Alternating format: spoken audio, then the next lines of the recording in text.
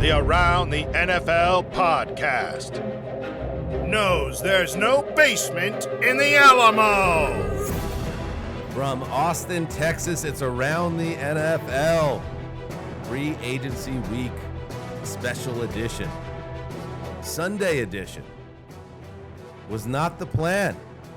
And yet here we are in hotel rooms giving you the information you need. Dan Hanzus here, Gregg Rosenthal, Marc Sessler, and we are in Austin here, the capital of Texas, the place where I got married to my beautiful wife 12 years ago in May for the iHeart Radio Awards, and we are up for Best Sports Podcast. That's tomorrow night, but that's just a personal journey we're on. The reason we're here today is to get you caught up on Free Agency Week, which has already started, and this is different. Gregg Rosenthal, and did I mention I'm with Marc Sessler and Gregg? I think I did. We've done this for many years now. This is the 12th year of the podcast, and we've usually been okay starting Monday and going Monday, Tuesday. But there's been so much churn going on, so much big news that it necessitated a clearing of the decks, and that's what we're going to do for you guys today, bunker style. There's nothing better in life than something that's a little surprise podcast. The NFL wants to just own our lives every day, every segment of the year. And so I think they've kind of extended free agency. It used to start like on the Wednesday or whatever when the league year started, then it went to Tuesday and Monday, and now it's Sunday. And these are the biggest award shows happening in America this week, the iHeart podcast. And also, what would the best sportscast podcast do? They would land at the airport. Immediately, jet stream to a cab, get to the hotel, don't even unpack our bags, set our equipment up, record a mic. Is Club Shay Shay doing that? Club Shay Shay's closed What on are they Sundays. doing? It's like Chick-fil-A. Club Shay Shay still coasting off the Cat Williams interview, and here we are giving you the content that you need. And so much has gone down. We're going to get into it. And I mentioned, bunker cast style. If listeners that were following us during the dark days and the early days of COVID, remember, we would give you guys a daily news rundown from our garages, and we're going to kind of get you up to date. So not a lot of bells and whistles to this app. It's just what you need to know as the legal tampering period opens on Monday. Shall we dig into it? Please. All right. Hit it, Eric. So if you ever got a problem with Agent 89, I'm sorry for saying that you're an average wide receiver that they eventually will move on. And when teams call me and asking, should they trade for you, I will say no, don't trade for Jerry Jeudy, because he's mentally unable to handle constructive criticism from people who watch specifically, can he be a wide receiver? He could be a wide receiver. He's a tier 3. We're going to get to Jerry Jeudy, who's on the move, but there's something so crushing about Steve Smith having his own little tiers and just dropping it as the final line. He's a tier 3. Ouchers. So let's get into the big news, though. The lead news. Baker Mayfield. He has signed a big deal with the Tampa Bay Buccaneers. It is a 3-year contract, or at least that's what it is on paper.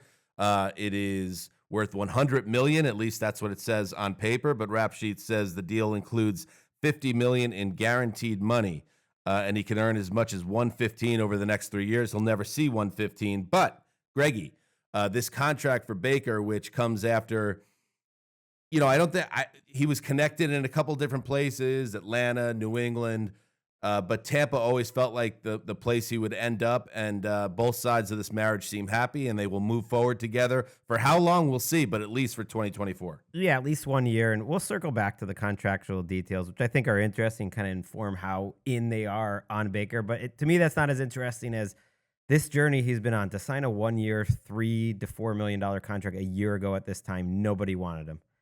To this moment, where I think he is smartly realizing his best chance for success is just to stay where he is in Tampa. It's not going to be the same offensive coordinator, so that's a little bit of a concern.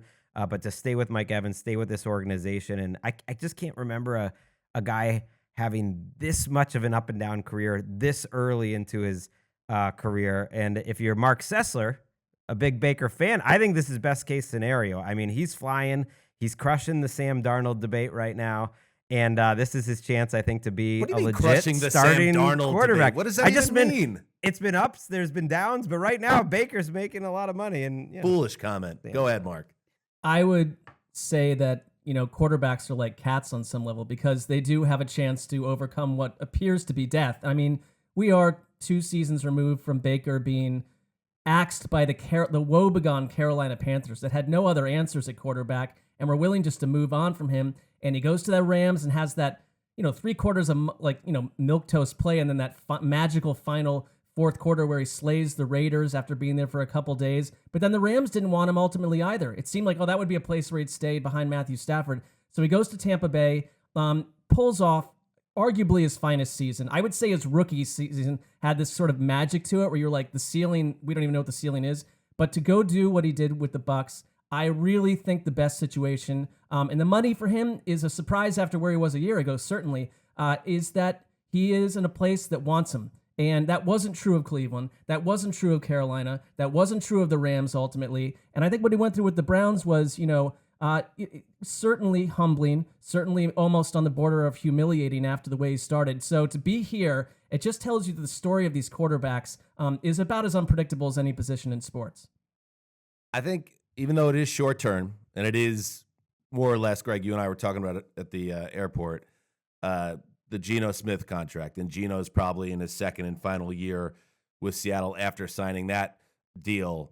I don't like it. I think it's a bad deal for the Bucs. It's one of those deals that makes sense after last year, but then it's like, and you said it, like you want Baker on the deal when he's trying to prove it. Now you're paying him as a guy that's supposed to actually lead you potentially to the promised land. I know he's not paid at the top tier of quarterbacks, but that for me, that's way too much for Baker, where I can, and you bring up guys like Jake Brisket all the time and players of that ilk.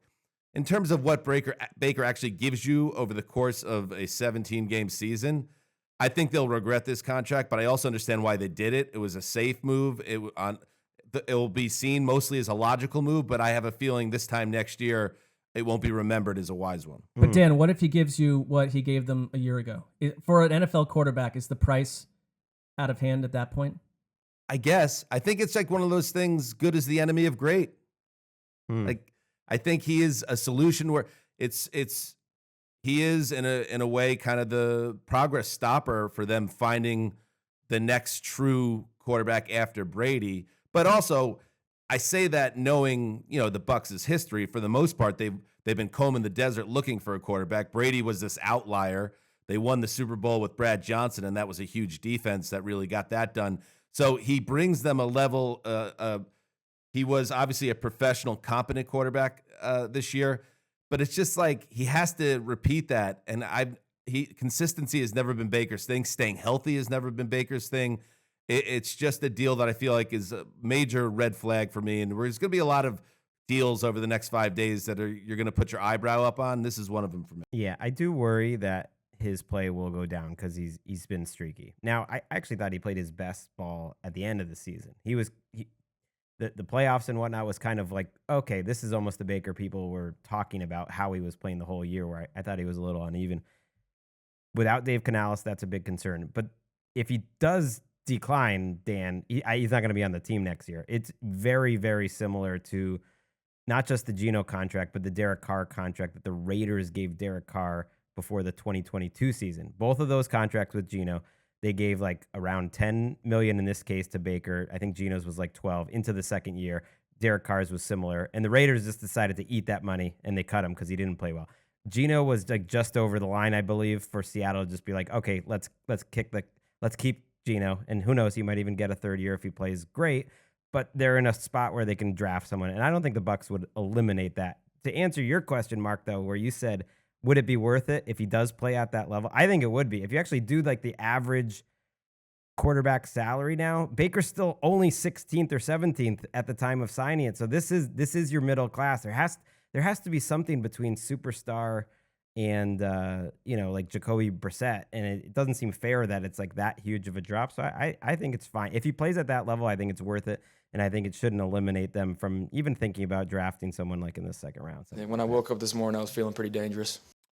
In other big news, other big signings, Chris Jones and the Chiefs get it done. Kansas City agreed to terms with the defensive tackle on a 5-year extension through 2028.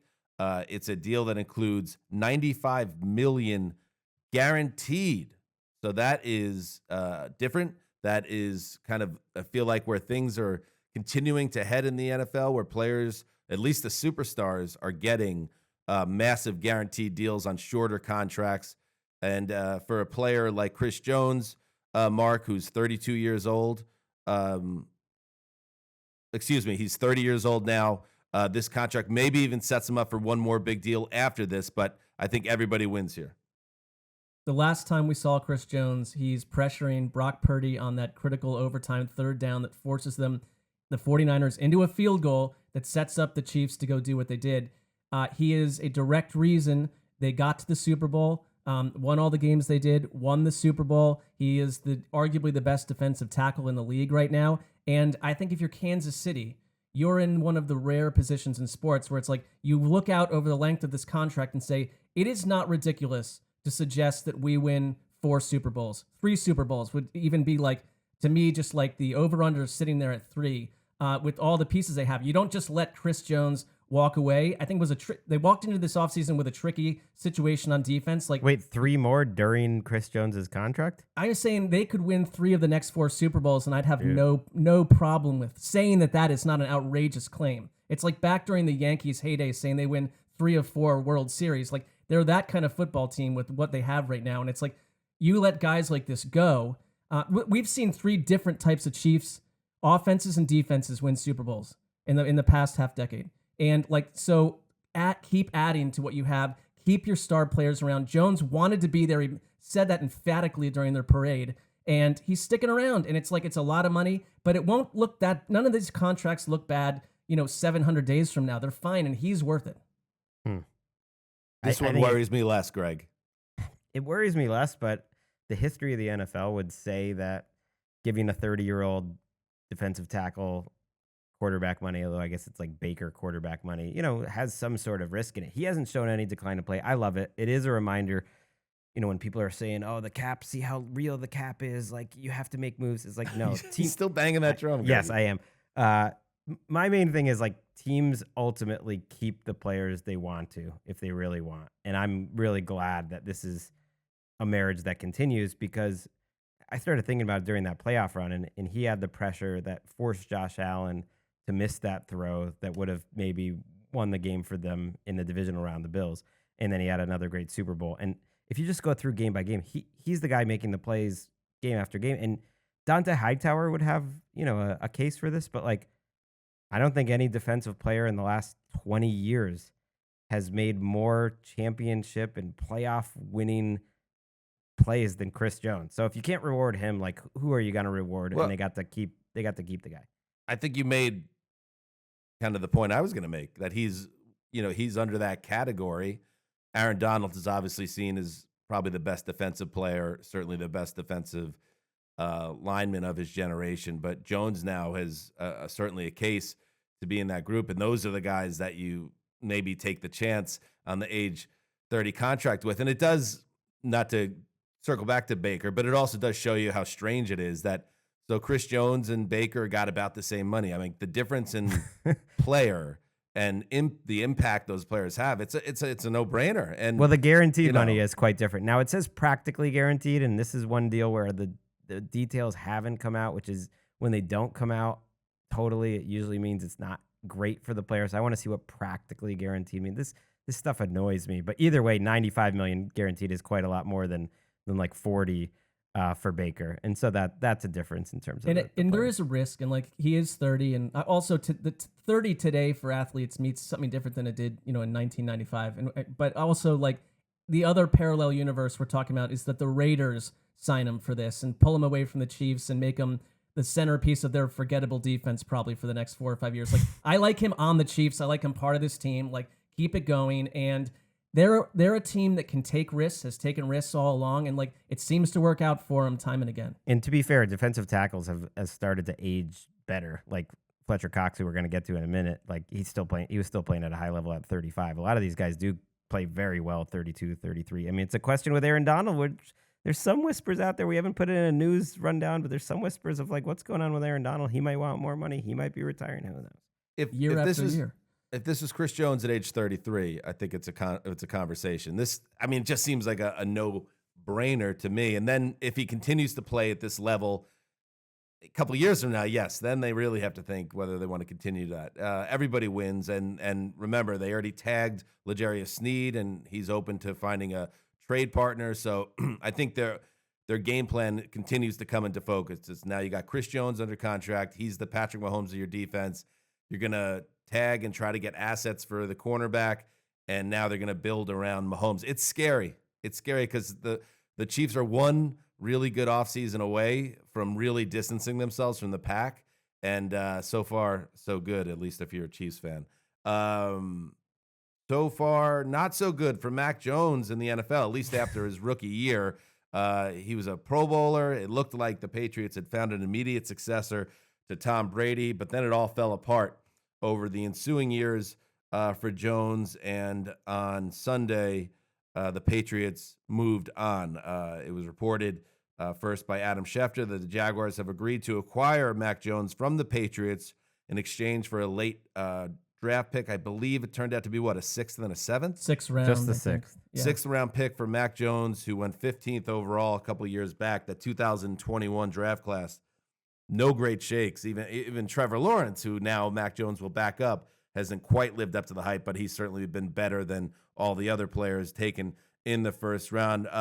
Greg, I know as a Patriots fan, whatever you are, you were ready to move on from Mac Jones, but it is crazy to think from where we were when they got to the playoffs in that first year, and he even made some throws in that loss to the Bills. It was just a really good first year, to a couple years later being shipped out of town for a 6th-round pick. That's about as sudden a turn as you get. Right. I was saying Baker has had the most up and down career possible. I don't know if Mac Jones is ever going to get the ups again, but man, his has been like a roller coaster. That the tape he put out there, his rookie year was real. Like when you see someone play at that level, and I thought he did a lot of things well, you tend to think that they can have a career, even if it's a career as like a bridge quarterback type of guy, like a middling guy. But I can't remember a quarterback looking more that had shown a high level before looking as obviously broken as Mac Jones did last year. So this deal actually seems curious to me for the Jaguars. I mean, they get him for 1 year, like $2.5 million. It's fine. It's a 1-year deal essentially to be your backup quarterback, but they're not going to pick up his 5th-year option, and then he's just a free agent again. I guess it's fine. It's just a backup quarterback, but I'm almost surprised that they did it, and it hurt. It hurt my feelings when Walker walked into the bathroom this morning as I was shaving on the way, getting ready to come out, and he goes, breaking news, the Patriots have traded Mac Jones. He's gotten really into the free agency period. He's typing it up on his typewriter. As he must to earn your love. Yes, he must. I did notice literally a full gigantic page of typewritten notes coming from Walker's typewriter, which is like, this is an old school journo operating at this point. I'm proud of your son. Yeah, it really makes me happy. But he's really gotten into this. But we're a long way from doing the gritty. He used to think Mac Jones was like the best player ever when Mac Jones was doing the gritty at the Pro Bowl. Now he stinks. I mean, I'm almost willing to give Mac Jones, which is a rare thing, 2 mulligans, because I think 2 years ago they could have mismanaged him and their entire offense with more of a botched, mindset. Last year was a disaster in New England. It's like when Josh McDaniels, who I think, Peter Principle can be an offensive coordinator, was his tutor, he showed the promise of an organized, game plan, an organized process each week. And it's like, for all that Bill Belichick has done, the way that his apathy towards Mac Jones verbally down the stretch too, it's he disliked him. Forget apathy. Yeah, they just did not like each other. And he was from Alabama of all things. So it's like he got the seal of approval from Nick Saban. So I would just say that Mac Jones of anyone, he's going to be a backup, but he deserves a new start. But I said some of these backups sometimes it's like he might have to come in and play 3 critical games and put a new stamp on what we think about him. I think he was exactly the type of he's a tier below Baker to me, but exactly the type of quarterback. If everything around him, as Greg strips off, oh my God, we just saw Greg's bare chest. You're going to see he's that in on his YouTube. Hotel room. Anything could happen. Anything goes in a hotel room on a business trip, and Greg just showed you.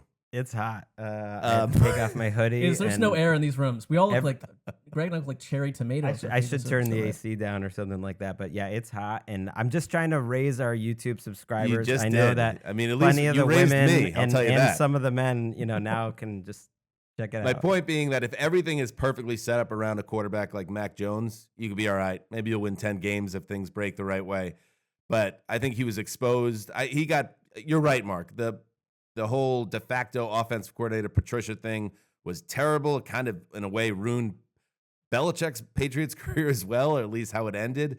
But also, I think you saw with Jones's temperament, which also wore on teammates and coaches, he's not a guy that actually handled adversity well. And I think that's something that will continue to follow him. And I don't have high hopes for Mac Jones moving forward. And, he's better than, for instance, every backup the Jets ran out there, and Zach TJ Wilson Beathard last year, was the Jaguars' backup last year. I guess I don't know. Like, he's either better or not. I'd say they're like even. if he's like he was last year, he's worse than every quarterback in the league. At least Doug Peterson. It's a nice little landing spot, for a quarterback.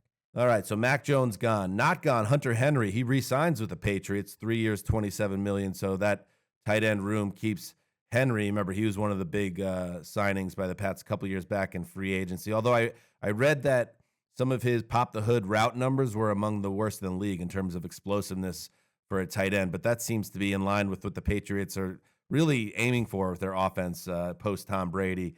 And finally, they also added Chukwuma Okafor. Yeah, I got that. Okorafor? You got it. Okorafor. Yeah. Anyway, former third-round pick. He spent his first 6 years with the Steelers. He gives them another option on their offensive line. They're going to lose some of their line this offseason, it looks like, in free agency. So Chucky comes in. They're as thin in terms of their skill position talent as any team in the league. They are the thinnest, I would say, and the slowest. And Hunter Henry does not help there, but he is solid, and it's just like one spot you don't have to worry about as much. And there's literally no tight ends now in my top 50. There's only one in the top 101. That's Noah Fant. It's a weirdly scarce position and is not. Will Dissly didn't crack that group? He did not, and they there's none in the draft either that are expected to go in the first 2 rounds, or at least if you needed other a than tight Brock end, Bowers. If you needed a tight end, last year was the year to get one in the draft. Okay, Jerry Jeudy. We know that happened when we were in London in October when Steve Smith went nuclear with Mike Garafolo on NFL Network about Jeudy. However, Jeudy does have a big time draft pedigree. What did Amina call it on the show last week? Pretty pick. Pretty pick privilege. Pretty pick privilege. He was selected with the 15th overall pick in the 2020 NFL draft. Remember, again, God, we say free agency isn't perfect. How about the draft? Remember, it was Jerry Jeudy and Henry Ruggs painted as two can't miss wide receiver prospects. And Ruggs obviously ruined his career and his life in a different way, but hadn't done much before that happened. And Jeudy just has not been able to get it going in Denver. So, Mark, he now goes to the Browns. And the terms, the Browns send back a 24th, 5th, and 6th round draft pick. So they didn't give up a lot. They're taking on a player that's ostensibly very talented. It just has not translated at this level for the most part. Look at how they're building their wideout room over the past couple of seasons, because they fleeced the Cowboys for Amari Cooper. I mean, the Cowboys were in a tough spot and gave Amari Cooper to the Browns for very little. They took a flyer on Elijah Moore, and I wouldn't say that there's evidence that that's worked out. This just seems to me to me, Elijah Moore is a piece, but I don't know what they were expecting. Like, Jerry Jeudy is an experiment. I could argue that he didn't have the luxury of solid quarterback play in Denver during his time there, but he was plagued with drops. I think there were flashes where you'd see, wait a minute, this guy, if he can string together consistency, there's a lot to like about him. Cleveland right now has a lot of wideouts because they also have, they drafted David Bell. I think Cedric Tillman is someone who's interesting. They've got David Njoku. They lost Bill Callahan. I think that's a big loss for the Cleveland Browns. Nick Chubb's coming off of injury, and we're another offseason removed, still asking the same question if the quarterback they traded for can actually play quarterback at the level they thought they were going to get. It's a weird mix. It's a weird room. It's a weird room. And these are people, and I think that's criticism sometimes, at least in the NBA, but in the NFL too, of the analytics crowd. they're maybe not taking into account chemistry, and it is just like kind of a weird group. Cooper, Jeudy, Watson, certainly. Like, we'll see. Judy's been reasonably productive for someone who gets, grief for being so disappointing. He has 3,000 yards in his career when he's been healthy, and 3 of his 4 seasons has been healthy. He's had 856, 670, 972, and 758. So it's like he's not great, but it's not bad. But it's weird because it's a 1-year, $12 million contract that he's on. And then after that, he's a free agent, and they'll just have to decide what they want to do. So it's not that cheap, but it's also cheaper than almost anyone else that you could possibly think of getting with that sort of production at this time of year. So Andrew Berry does have a way of like winning the trades, and I would say it does make sense to me for what they paid. I mean, I was going to say, I would like Jerry Jeudy at that cost for my team as a team that's looking to fill out a wide receiver room. So I think the trade is a good one for the Browns on the surface right now, because who knows, maybe the light does click and maybe Deshaun eventually returns amongst the living as a franchise quarterback. But Amari's turning 30 this year, and now you got kind of 2 former high draft picks in Moore and Jeudy that you're hoping to kind of salvage and turn them into something bigger. It does put a lot of pressure on Njoku and the running game, and Chubb coming off a major injury, and the offensive line, which lost kind of the behind-the-scenes leader. So many range of outcomes, Mark, for the Browns on that side of the ball this year. Yeah, I just think it shows how they value the wide-up position. It's like, I guess you could go, give Calvin Ridley a ton of money and wonder if he's going to be the guy you hope he is too. And it's like they don't have a ton of cap room. That wasn't the route they were going to go. And they knew that the Broncos were trying to trade Jeudy since the middle of the 18th century. So they, they probably got a better cost than you'd think. Right. Our guy, Kevin Saunders, by the way, keeps taking L after L. I mean, there was a point where you could have gotten a better return for Jerry Jeudy, but they kept never making those trades, and now they're just kind of taking whatever they could get for him. And they got a year of him starting, and he wasn't terrible. Like they did get that out of him, but Kevin Saunders, I do wonder if Kevin Saunders, you never wish. Referring to the general manager of the Broncos. Yes, of course. His alternate name. There is an outcome where he's no longer with the team after the draft, and Sean Payton is the one that's kind of calling the shots here. But that is total guesswork. I have not heard anything like that. And for those who may be curious, if his employment is terminated, he gets his name back. That's fair. That's the right move. That's the right play, and that's where we'll go on that. All right. In other news. Right? That seems fair. It does I seem think fair. you made it. It was a unilateral decision by you, but I think it was fair. There was a report out there in terms of Saunders taking the L that there was a 3rd and a 5th offered for Jeudy as recently as the fall, and they were like, "Now we're holding out," and now they give up 2 day 3 picks. So let's see if the Browns could turn that into chicken salad. All right, but we shouldn't.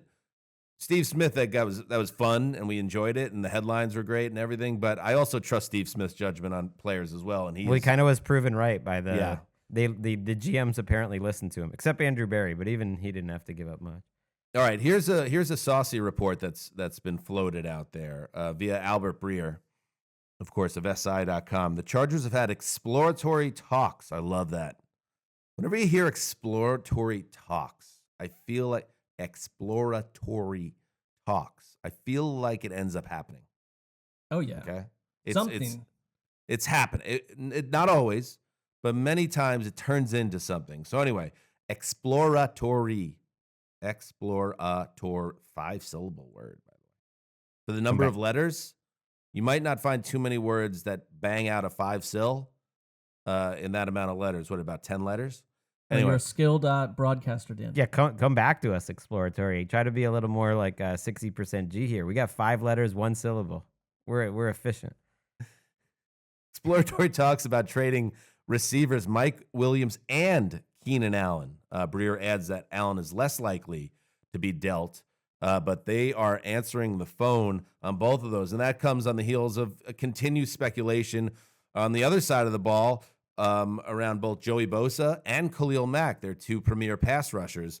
So the Chargers in the Harbaugh era, we cannot, Greggy, close the door or turn our back to the idea that Harbaugh is just nuts enough to look at this core, which everyone else sees as untapped, and say, that ain't my core. I'm going to build this team in my vision, and that means turning all these marquee names into draft picks and whatnot and starting fresh with the quarterback most likely. There's logic to that too. I think it makes sense. I actually think if in a weird world where the Chargers won 3 more games, but these players were all about the same, I think they might be gone anyways. Like if you look at them one by one, Joey Bosa never plays. I think they kind of have to cut or trade Joey Bosa. If they can get something for, like, he never plays, and he's one of the highest paid players in the league. He literally has played more than like 500 snaps like a couple times in his career. He just doesn't play. Khalil Mack, good season, but getting paid a lot. I would guess Mike Williams and Joey Bosa are no longer on the team. I would guess Keenan Allen will be, and then Mack, I don't know, but I don't really know any of them. I'm just guessing, but those are my guesses. I'm reading tea leaves here, Mark, and I think we're seeing enough out there now that Harbaugh is really going to shake up the league, and a lot of these guys are going to be playing elsewhere in September, and I'm here for it. That sounds fun because a lot of these guys also play positions that teams are scouring, looking for help, and they will flood the market as potential big time contributors. Right, because the Chargers' experience with Bosa is, case example A, but other teams are going to look at Bosa in a completely different way and say, that's exactly the piece we need to, get 2 edge rushers. But so the one thing I'd say about this, because I agree with you, I think Harbaugh is going to come in, do things differently. Maybe they play with no wide receivers. Maybe they, have 8 offensive linemen and run the ball 465 times a month. But the only problem is if you do get to the point where you move Khalil Mack, you move Joey Bosa, because they need to make moves no matter what because they're capped. So exploratory will turn into something. But if Mike Williams is gone, Keenan Allen is gone, it's like, okay, but you still need to fill those key core positions, especially at edge rusher, with someone else. And it's like the fallout of finding like a C- version of those 4 players or some amount of them could be costly. And it's like, I think Harbaugh has to set the table a little bit and say, if we're going to have a totally new team, because when you went to the Niners, they started like 6-0 and just rolled into the playoffs. He had great players. He inherited a lot of great players. He really did. And here he inherited great players, but a cap hell. And so changes have to be made. And I would not be surprised if Bosa's somewhere else. So Herbert's 26 years old. Actually, today's his birthday. Happy birthday, Justin Herbert, who turned 26 today. I hope he's doing something marvelous. Friend of the show. Best friend of the show. It totally makes sense to me because you have a situation when you look at that team, you have a head coach who has complete job security, quarterback who is the unquestioned franchise star, and he is under contract. Harbaugh is not in a rush to make this the year. So if he plays it with some level of patience, he could really set them up with some trades and moves where even if they take a step back this year, and I don't even know if they will because I never underestimate the combination of high-level quarterback play and a good coach. Like they could surprise people this year, even by getting rid of a bunch of these guys. But they could set up and become a big-time team in a couple of years. So if I'm a Chargers fan, I have trepidation about this because I might own some of these jerseys and I might be a fan of a lot of these players, and I might think to myself, like, we want to keep this core together for one big run with a real head coach, but maybe give Jim the benefit of the doubt. I would. Who's got it better than us? Nobody! Let's take a break, and then we'll hit the rest of the news.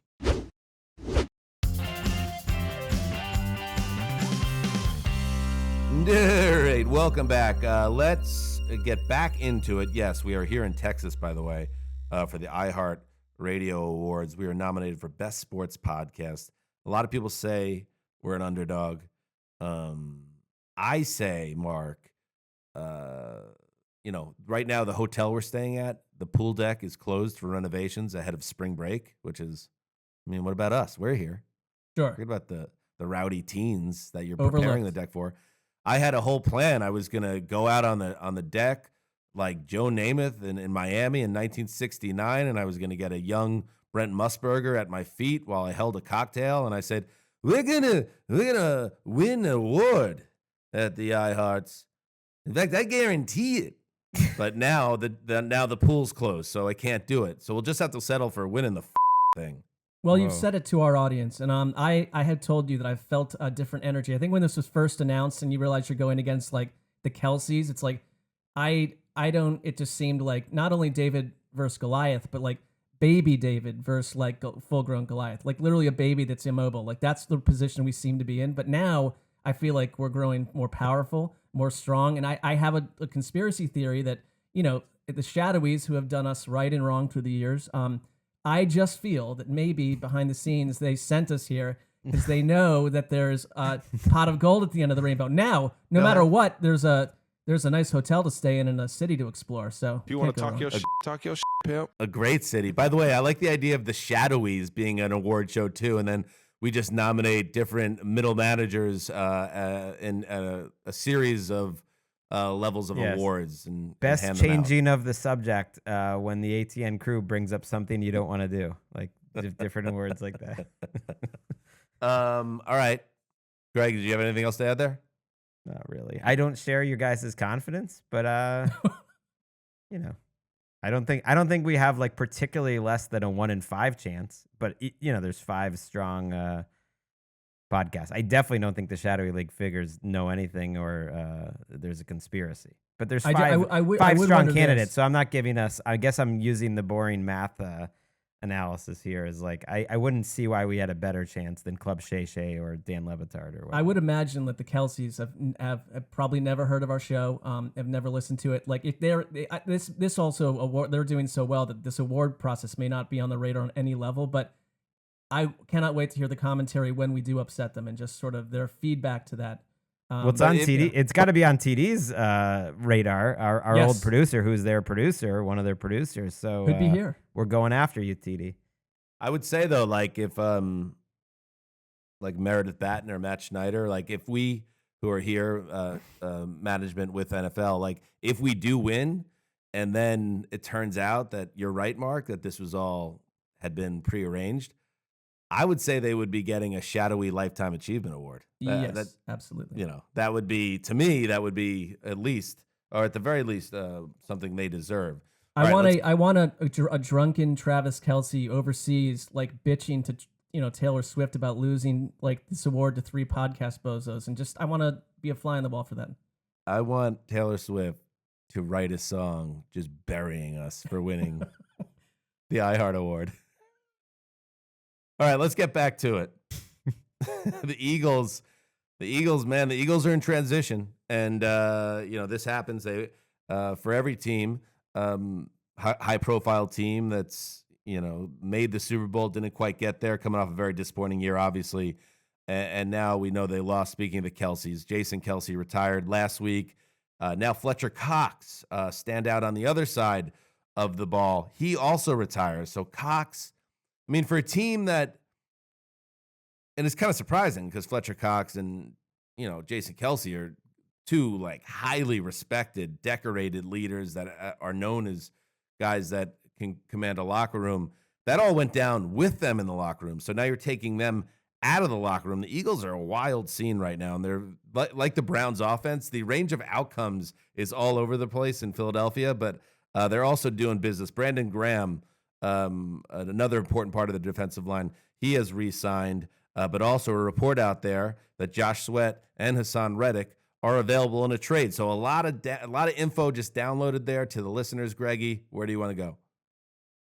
Start with Fletcher Cox, who, look, if you had said 5 years ago that like Fletcher Cox and Jason Kelce retire the same week, the Fletcher Cox news would have been seen as like, oh, that's the bigger news.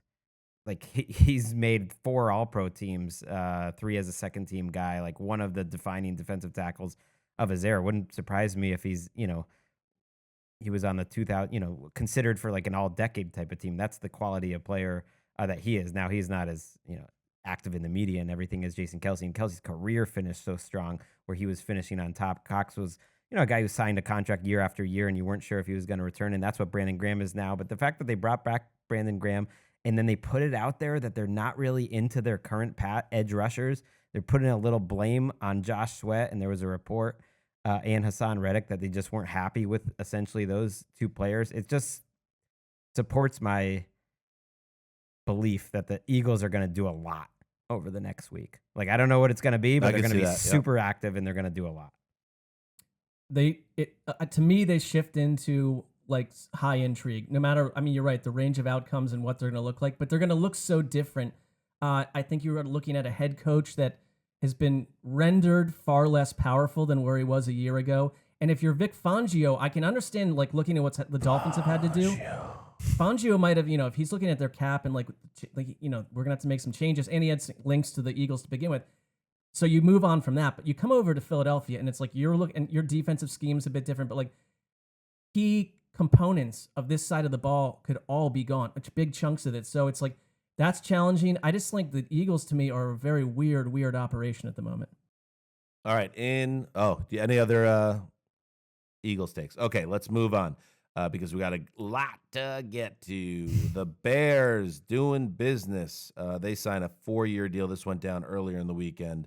A 4-year contract with cornerback Jalen Johnson, $76 million, $54 million in guaranteed money, almost $44 due at signing. So they had put the franchise tag on Johnson, Mark, and now they get a deal done.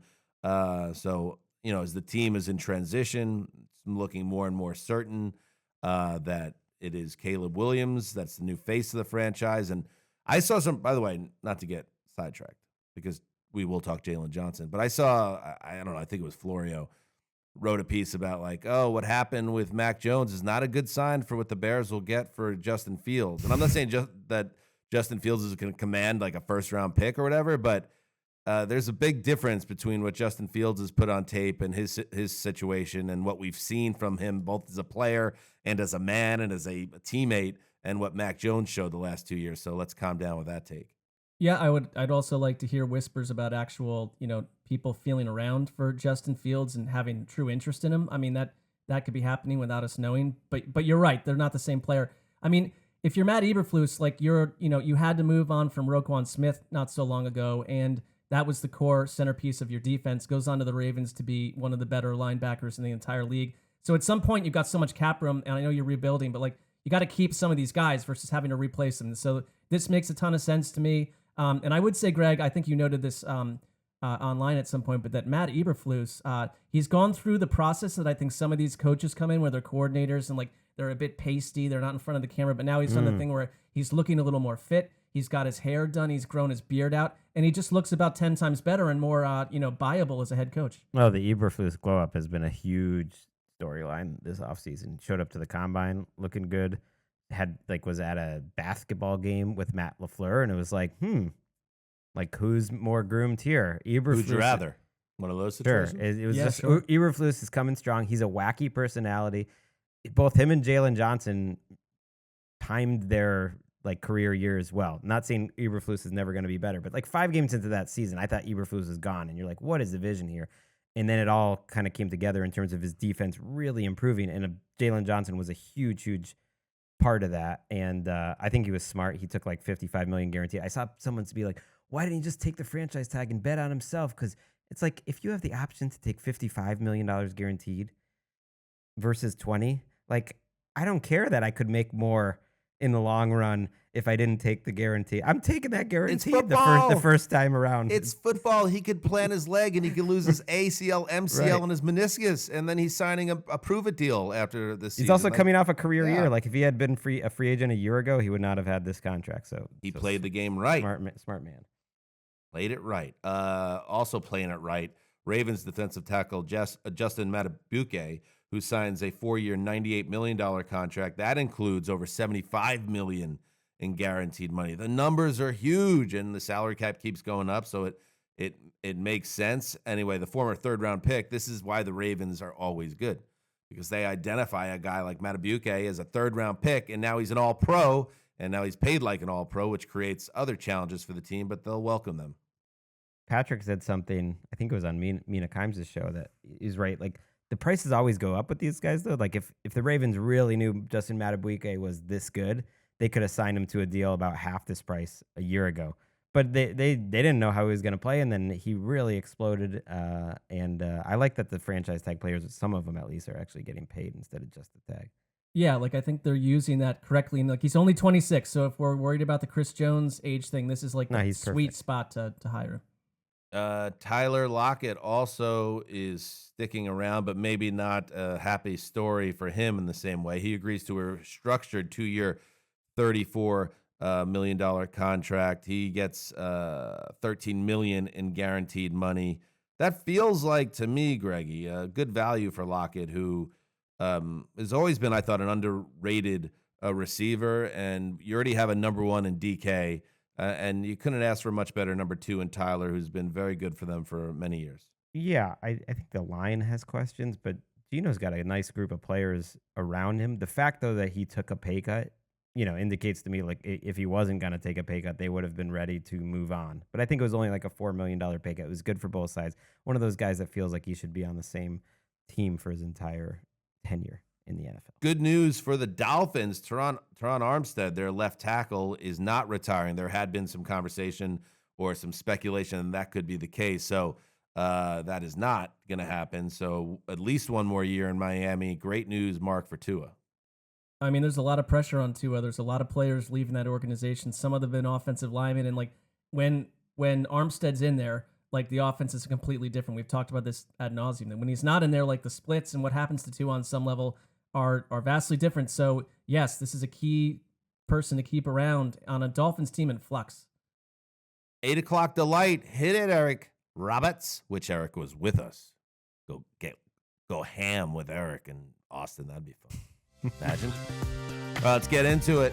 The Rams give $32 million guaranteed to guard Kevin Dotson. Greg, quickie.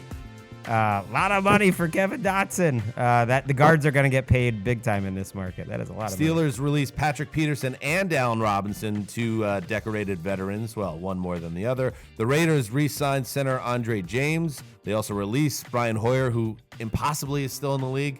The Chiefs re-signed Drew Tranquill. And the Bears agree to terms with Kevin Byard on a 2-year deal. Anything on those, Mark? I love the Tranquill re-signing. I watched Brian Hoyer on Good Morning Football a week or so ago. Thought he did a nice job. Media job ahead. Oh, very nice. The Panthers are going to release center Bradley Bozeman. The Packers will release linebacker Devondre Campbell. Foley Fatukasi signs a 1-year deal with the Texans. I was hoping maybe a Jets reunion there, but that's not the case. Anything on those, Greggy? Always like me some Fatukasi, but the Jaguars didn't, so he couldn't have been playing too well. All right. Man, that's it. We got a little time for once. Throw something else out there. Didn't he redo it the whole time? These guards are they're going to, like any free agent guard, like there's going to be a lot of guys you've never heard of that are making like $17 million guaranteed. Nailed it. Bang. What are we doing tonight? We're in Austin. What a great city. I love this place. I've never been. So, we arrived about 2 hours ago. This is one of my favorite hats. I go through my whole life. I've had random hats that become my favorite hat for 2 years. And this one is in hitting year 1. I just like the look of it. I like the shape and Matt Tanton, our old buddy that we used to work with at NFL Media, who actually works out here now. We're hoping to see him tonight. Recommended this barbecue joint, Terry Black's. So that's an option. I think we need to hit up a barbecue place. Any people in the Austin area that are listeners, please let us know where we should go for some authentic Texas BBQ. Where's Mark Keys as well? No, I'll go with you and test it out. I'll give it a try. You will eat the meat at the barbecue. It's always it's arrive and assess. It's an arrive and assess. I was telling Mark I was eating some pig's feet down in Koreatown. Yeah, why are you Saturday doing that? night? We're trying to bring he didn't him have to do back, and you're leaning into that side of Mark where he just sees it the visualization of it being disgusting. There's nothing grosser than the idea of a pig's foot being consumed by humans. I mean, Austin barbecue has a kind of ring to it that I think harks back to ancient times. So it's an easy sell.